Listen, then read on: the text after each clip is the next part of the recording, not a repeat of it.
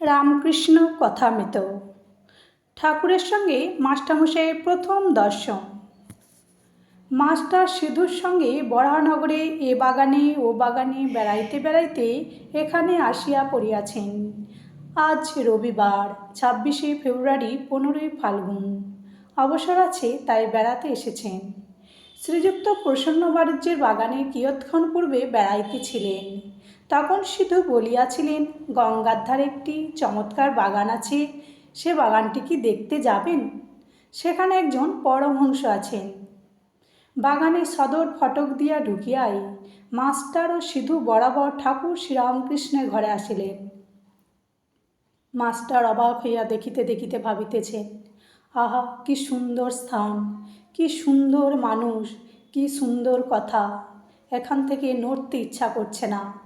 কিয়ৎক্ষণ পরে মনে মনে বলিতে লাগিলেন, একবার দেখি কোথায় এসেছি, তারপর এখানে এসে বসব। সিধুর সঙ্গে ঘরের বাহিরে আসিতে না আসিতে আরতির মধুর শব্দ হইতে লাগিল।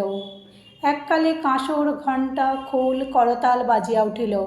বাগানের দক্ষিণ সীমান্ত হইতে নহবতের মধুর শব্দ আসিতে লাগিল। সেই শব্দ ভাগীরথী বক্ষে যেন ভ্রমণ করিতে করিতে অতি দূরে গিয়া কোথায় মিশিয়া যাইতে লাগিল। ঠাকুরদের আরতির যেন চতুর্দিকে আয়োজন হইতেছে। মাস্টার দ্বাদশ শিব মন্দির, শ্রী শ্রী রাধাকান্তের মন্দিরে ও শ্রী শ্রী ভবতারিণীর মন্দিরে আরতি দর্শন করিয়া পরম প্রীতি লাভ করিলেন। সিধু বলিলেন, এটি রাসমণির দেবালয়, এখানে নিত্য সেবা, অনেক অতিথি কাঙাল আসে। কথা কহিতে কহিতে ভবতারিণীর মন্দির হইতে বৃহৎ পাকা উঠানের মধ্য দিয়া পাদচারণ করিতে করিতে দুইজনে আবার ঠাকুর শ্রীরামকৃষ্ণের ঘরের সম্মুখে আসিয়া পড়িলেন। এবার দেখিলেন ঘরের দ্বার দেওয়া, এইমাত্র ধুনা দেওয়া হইয়াছে। মাস্টার ইংরেজি পড়িয়াছেন। ঘরে হঠাৎ প্রবেশ করিতে পারিলেন না। দ্বারদেশে বিন্দেজি দাঁড়াইয়াছিল। জিজ্ঞাসা করিলেন, হ্যাঁ গা, সাধুটি কি এখন এর ভিতর আছেন?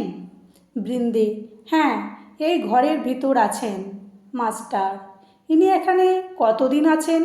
বৃন্দে, তাও অনেক দিন আছেন। মাস্টার, আচ্ছা, ইনি কি খুব বই টই পড়েন?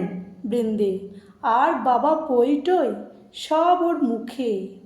মাস্টার সবে পড়াশোনা করে এসেছেন, ঠাকুর শ্রীরামকৃষ্ণ বই পড়েন না শুনে আরও অবাক হলেন। মাস্টার, আচ্ছা, ইনি বুঝি এখন সন্ধ্যা করবেন? আমরা কি এ ঘরের ভিতর যেতে পারি?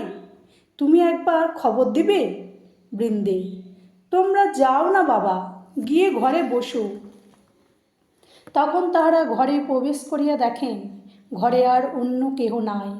ঠাকুর শ্রীরামকৃষ্ণ ঘরে একাকী তক্তাপোষের উপর বসিয়া আছেন।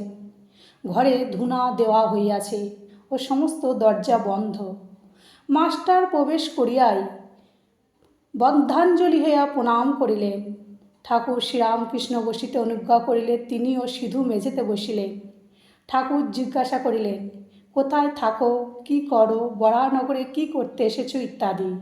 মাস্টার সমস্ত পরিচয় দিলেন, কিন্তু দেখিতে লাগিলেন যে ঠাকুর মাঝে মাঝে যেন অন্য মনস্ক হইতেছেন। পরে শুনিলেন এরই নাম ভাব। যেমন কেউ ছিপ হাতে করিয়া মাছ ধরিতে বসিয়াছে, মাছ আসিয়া টোপ খাইতে থাকিলে ফাতনা যখন নড়ে, সে ব্যক্তি যেমন শশব্যস্ত হইয়া ছিপ হাতে করিয়া ফাতনার দিকে একদৃষ্টে এক মনে চাহিয়া থাকে, কাহারও সহিত কথা কয় না, এ ঠিক সেই রূপ ভাব। পরে শুনিলেন ও দেখিলেন ঠাকুরের সন্ধ্যার পর এই রূপ ভাবান্তর হয়। কখনো কখনো তিনি একেবারে বাহ্য শূন্য হন। মাস্টার, আপনি এখন সন্ধ্যা করবেন, তবে এখন আমরা আসি। শ্রীরামকৃষ্ণ ভাবস্থ, না, সন্ধ্যা তা এমন কিছু নয়। আর কিছু কথাবার্তার পর মাস্টার প্রণাম করিয়া বিদায় গ্রহণ করিলেন। ঠাকুর বলিলেন, আবার এসো। এই মাস্টারমশাইয়ের প্রথম দর্শন। ওম শান্তি শান্তি শান্তি। হরি ওম তৎসৎ। শ্রীরামকৃষ্ণ অর্পণমস্তু।